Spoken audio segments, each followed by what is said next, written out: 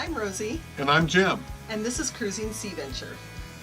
We're taking the summer of 2017 to take our home and boat, Sea Venture, on a 2,000-mile trip exploring the wild west coast of British Columbia. In this episode, we travel from Port Hardy, staying along Vancouver Island, going through Johnstone Strait and Seymour Narrows, back past Campbell River, through the Strait of Georgia, and on into the Gulf Islands via Nanaimo and Dodd Narrows, into the San Juans, back to the United States, working our way ultimately back to our home port of Everett. Port Hardy. They have a great little park here on the waterfront.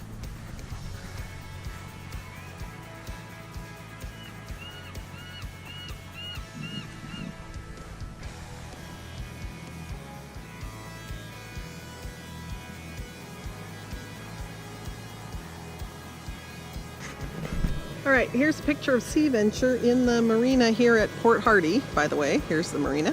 There's our boat at 54 feet, and right next to us on the other side of the pier is a 96-foot boat. And yes, when they get longer, they get so much bigger. Anyway, it makes Sea Venture look really tiny. Here's Sea Venture and the 96-foot Nordhavn Lacey K next to us. She's the second largest Nordhavn ever built, and it was a lot of fun to get to park right next to her. The Port Hardy fishing fleet.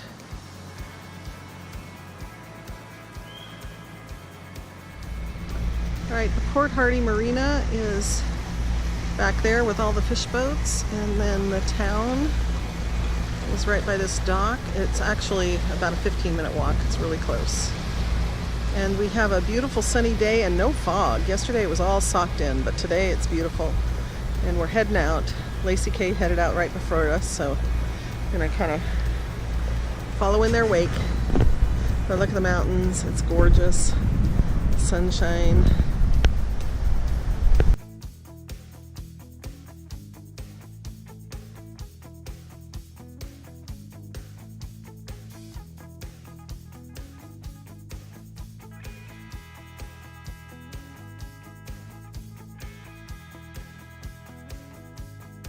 Look at the one right by the other boat. Yeah, look at the one right in front of our boat.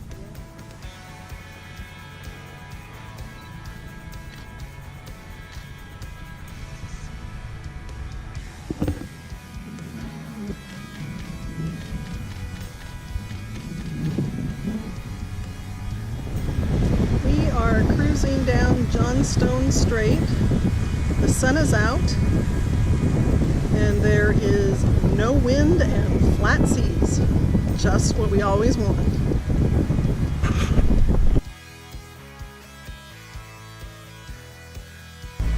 Exiting Port Neville. This is Hanfield Bay. Sea Venture's by herself out there. But last night, there were about 5 other boats here, so a very popular place to hang out. It's beautiful here. Okay, we're taking a dinghy ride and we came to check out Thurston Harbor, and there are 4 boats here anchored out behind this island. Jim and Trooper watching a cat bird video, but Trooper doesn't look terribly impressed. Cat sitter video. Supposed to entertain your cat.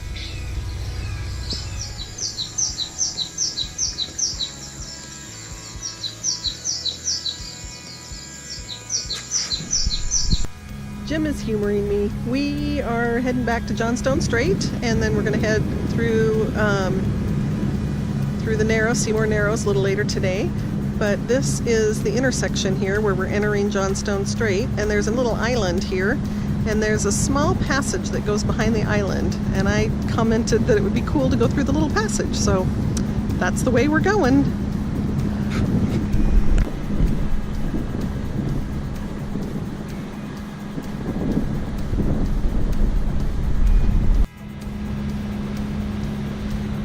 It's a beautiful afternoon, and we are approaching Seymour Narrows.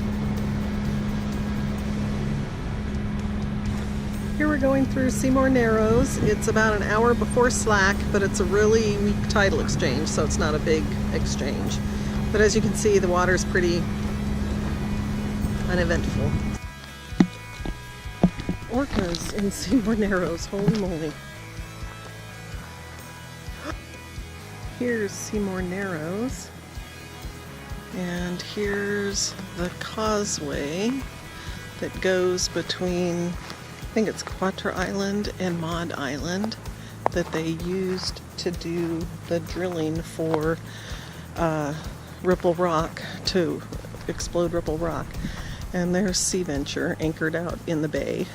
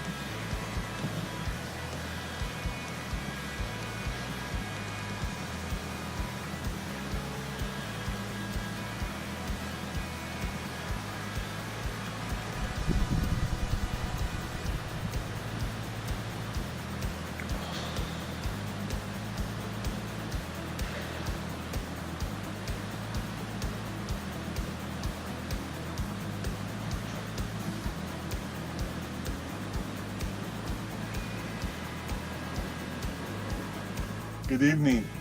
It's fresh halibut, Caesar salad with anchovies on the upper deck overlooking the little isthmus between Maud Island and, in the distance, Seymour Narrows. It's a great view from here. We get to watch the boats come by. It's like TV for boaters like us. We just get to watch boats go back and forth. Completely entertaining. Here we are playing around in the dinghy in Seymour Narrows. The current's running 7 or 8 knots at the time we did the video, and it's about the most you'd probably want to be out there in the dinghy in. I wanted to give you a quick explanation of Ripple Rock. Ripple Rock used to be in the southern end of the channel, right about in the middle, and was only 9 feet underwater. It has a long history of ships crashing and people dying as a result. A tunnel was dug under Seymour Narrows, a total of about 3,000 feet long, and packed with 1,270 tons of explosives, and detonated on April 5th, 1958 in one of the largest non-nuclear explosions ever. Now Ripple Rock is no more, and the clearance there is about 45 feet.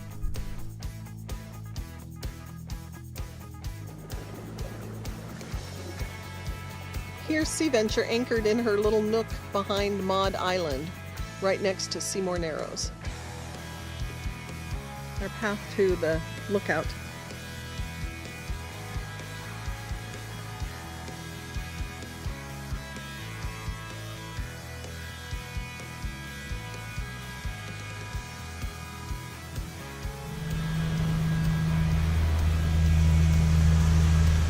We've left Maud Island, Anchorage, headed south down Discovery Passage toward Campbell River. We've tried to time the currents to help. Supposed to be going that way, autopilot. But as you might see, there's quite a bit of current here. There's Race Point, and back over there around the corner is Seymour Narrows. So as we move along through this current, we're doing 10.5, 10.6 knots. So we're getting about a 3.5 to 4 knot push right now through this stuff. And hopefully it'll last actually a couple hours, even if it makes it a little squirrely. Now this is some serious current here. Check out that speed down there. That's our speed right there. We're heading to an anchorage on Hornby Island, and we pretty much have the strait all to ourselves. And it's a very calm, windless day. What more could you ask for?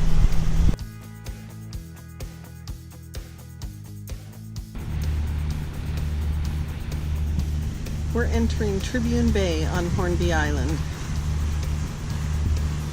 And It's a beautiful sunny day. The beach in Anchorage at Tribune Bay on Hornby Island.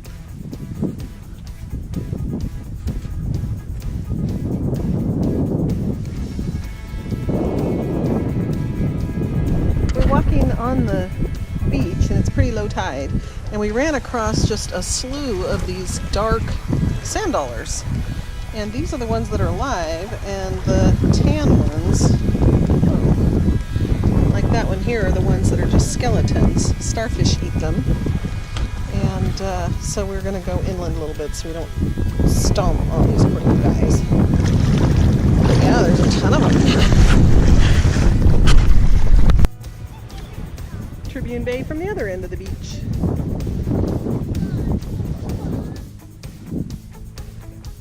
I think it's maybe approaching 90 degrees today. Beach day. It's really not that warm, but it's not bad. It's 85 outside. 85 outside, 65 in the water. Just okay to dunk, and that's it. Yep. All right, we're getting ready to depart Tribune Bay. It's emptied out after the holiday weekend, and there's Jim getting ready to pull up the anchor. Anyway, the sun is obscured by the clouds, actually by the smoke. There's a lot of wildfires, so the sun is obscured by the smoke. So we had a nice hot day yesterday, but today is going to be much cooler. But at any rate, as you can see, the bay is emptying out, and we're getting ready to go too.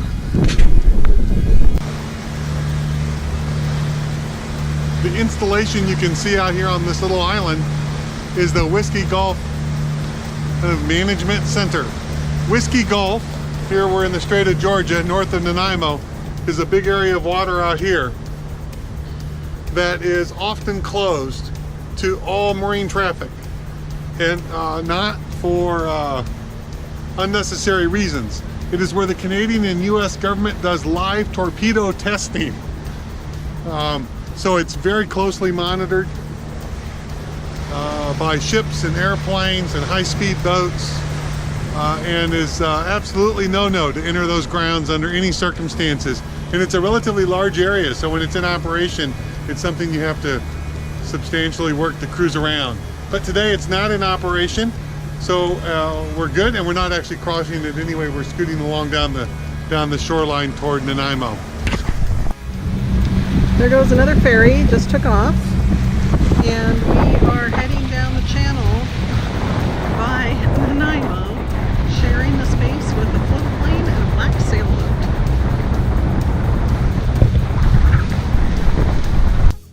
Here's the promenade in Nanaimo with people fishing at the low tide. He's fly fishing. And over this way is the Nanaimo Yacht Club, which is where Sea Venture is.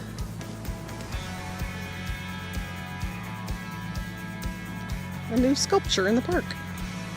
2017, this is this summer. Yeah. Great horned owl. Getting a mouse.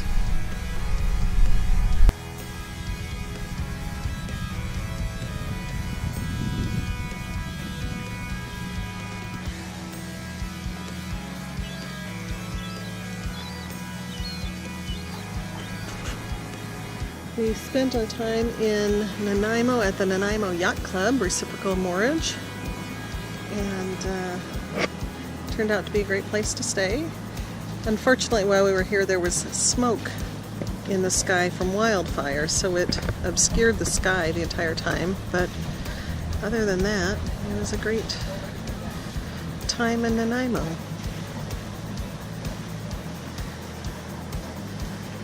And there's the anchoring basin in Newcastle Island. Debris patrol. Is that what it says? Yeah. Well, it does look like he's collecting up logs. We're approaching Narrows. As you can see, there's a couple boats in front of us, and in the distance, a lot of boats waiting. We're at the end of the southbound exchange, and slack should be in about 15 minutes. Seymour Narrows is just south of Nanaimo and is the gateway to the northern Gulf Islands. The currents can run to about 7 knots, so it's best to go at slack tide. It's about 120 feet wide at the narrowest spot, so single file works best. What most boaters do here is take either the last of the favorable current or the beginning of the favorable current, depending on your direction. So everyone goes one way, then you have the slack tide, then everyone goes the other way. Of course, occasionally you have the boat that has to buck the trend, go against the current, try to pass in the middle, and all those kind of things. I hate to say that's normally a power boat. Cruising southbound just past Seymour Narrows, headed toward Phoebus Island area. And what looks like fog is not. It is smoke from these wildfires in central British Columbia that is just obscuring everything, making it 70 or so degrees and 92% humidity. Very kind of unusual feel for here.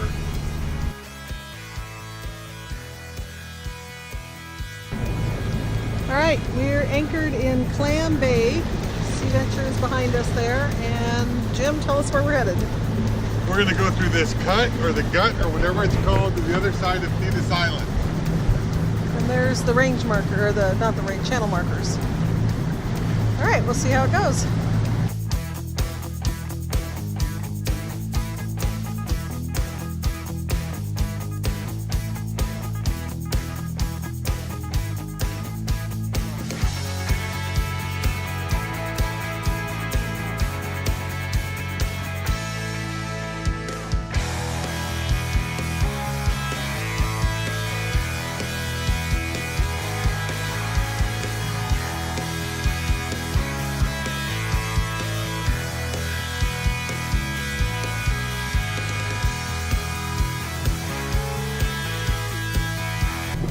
And this is Telegraph Harbor. We've now come to the other side.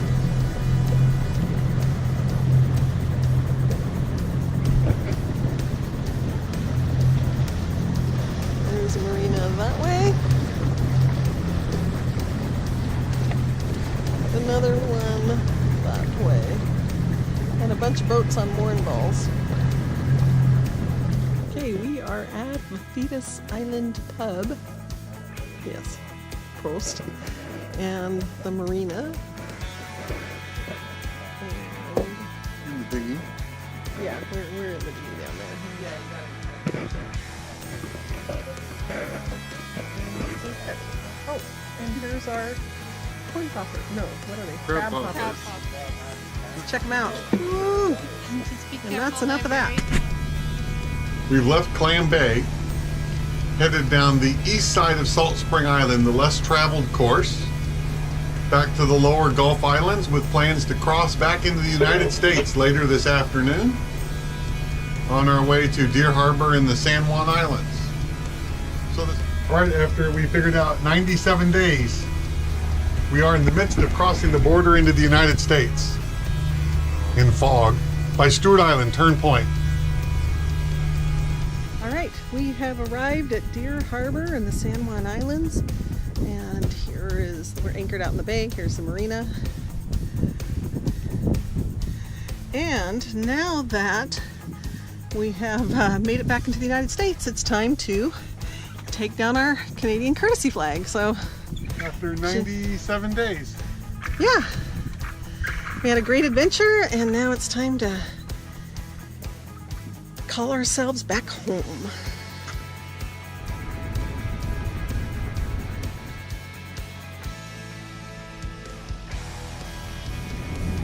This is Jones Island, and we are coming here by dinghy from Deer Harbor.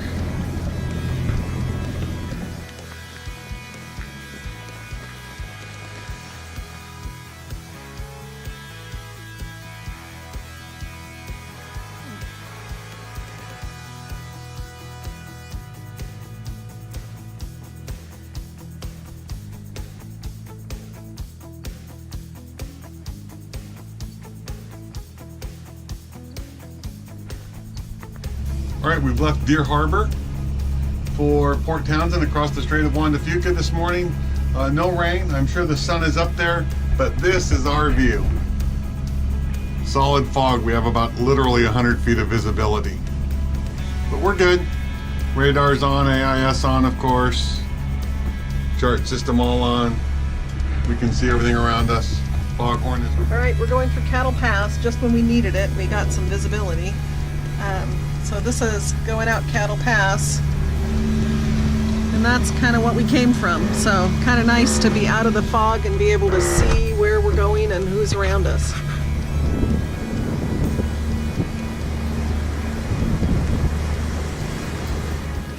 This is the Port Townsend boat basin, and it's very busy this weekend. It is the weekend of the Wooden Boats Festival. You can see a pretty cool looking sailboat come in. We'll come back to that, and the ferry terminal and all the boats anchored or sailing out in the bay. Wow, look at these boats. I know, it's pretty cool.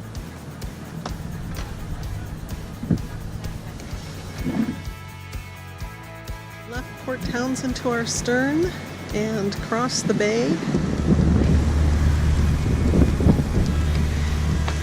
And now we're entering the Port Townsend Canal that opens up into Oak Bay. As we get just an hour from our home in Everett, the Victoria Clipper comes by doing 31 knots headed toward Victoria. Where'd he go? Right there. Well, that's pretty sweet. He's welcoming us home. Yeah.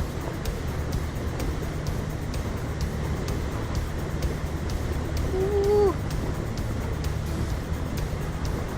Look at that. We are coming home. Here's the naval base in Everett, and up ahead is the marina. Hey, thanks for watching this episode. We hope you enjoyed it. We're now back in Everett, our home port. In the next episode, we're going to be talking about a recap of everything that we did over the summer and share with you some of the stats and what went wrong and things we didn't quite capture on camera, and just share with you kind of the behind the scenes details of what happened all summer long. Yeah, we weren't the best at grabbing the camera when all went to hell, but those moments did certainly occur. So we'll try to recap those as best we can. And then after that, we're going to talk about our winter refit of the upper half of Sea Venture.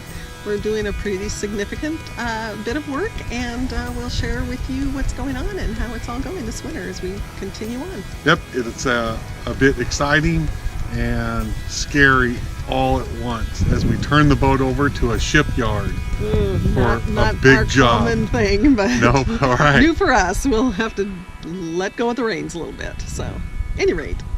Hey, so for now, wishing you no wind and flat seas. Flat seas. Yep. No wind and flat seas. seas. We'll eventually get that. Bye. Till next time, thank you for watching.